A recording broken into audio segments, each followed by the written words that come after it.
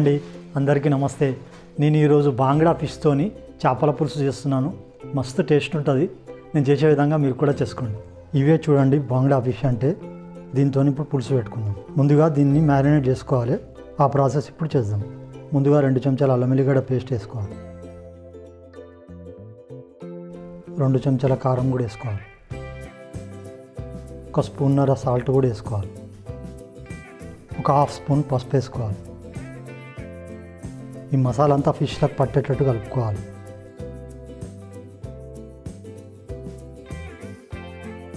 ఒక spoon oil వేసుకుందాం.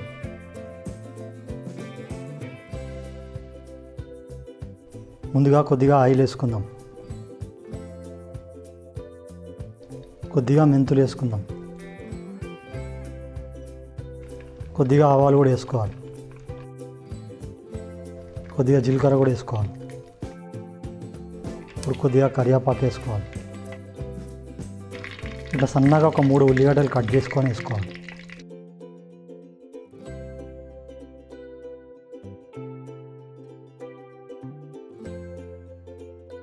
ఇట్లా కుండలో చేపల పులుసు పెట్టుకుంటే మంచి టేస్టీగా వస్తుంది.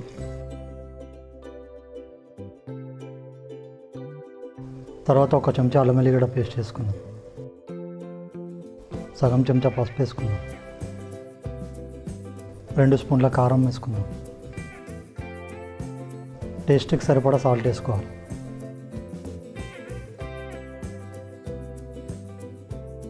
నాలుగు టమాటాలు ఇట్లా చిన్నగా కట్ చేసుకొని వేసుకోవాలి.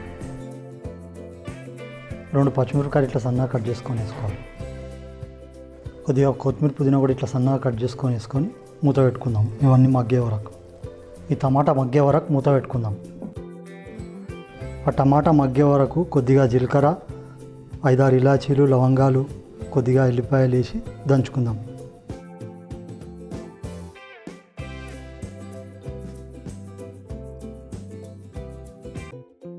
దీంట్లోనే కొంచెం కొబ్బరి పొడి కూడా వేసుకొని దంచుకుందాం.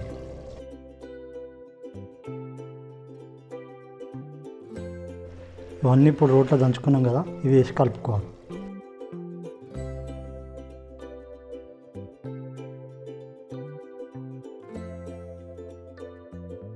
ఒక స్పూన్ ధనియాల పొడి వేసుకుందాం. తర్వాత ఈ మసాలా పట్టించిన చేపలు ఉన్నాయి కదా, దాన్ని వేసుకోవాలి.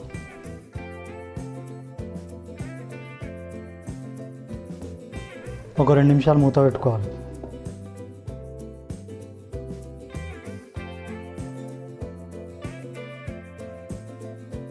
ఒక కప్పు చింతపండు పులుసు వేసుకోవాలి.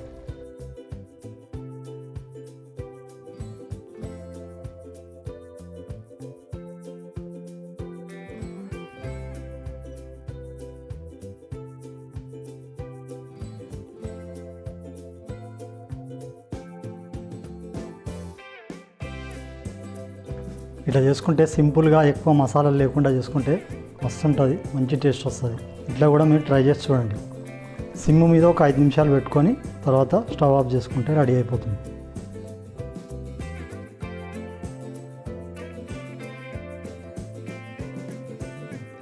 చివరిగా ఒకసారి కలుపుకొని స్టవ్ ఆఫ్ చేసుకుంటే రెడీ అయిపోతుంది. ఇప్పుడు మన బాంగ్డా చేపల పులుసు రెడీ అయింది. స్టవ్ ఆఫ్ చేసుకుందాం.